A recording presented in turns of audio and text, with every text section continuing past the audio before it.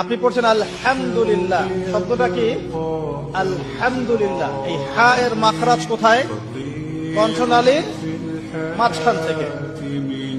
এখান থেকে আপনি উচ্চারণ করছেন আলহামদুলিল্লাহি রাব্বিল আলামিন। অর্থ দাঁড়াচ্ছে সমস্ত প্রশংসা জগৎ সমূহের রব আল্লাহর জন্য।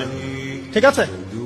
কিন্তু আপনি এই হায়ে হুত্তির জায়গায় যদি হায়ে হাওয়াস পড়েন, যার মাখরাজ অন্য জায়গা থেকে, আপনি পড়ছেন ফর এক্সাম্পল আলহামদুলিল্লাহি রাব্বিল আলামিন, যেমনটা অনেকেই পড়ে থাকে।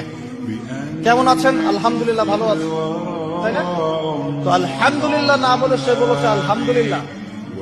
ওই যে হায়ের উচ্চারণ পরিবর্তন হয়ে গেছে, এই কারণে অর্থ পরিবর্তন হয়ে দাঁড়াবে যে সমস্ত নিন্দা আল্লাহর জন্য, যিনি জগৎ সমূহের রব।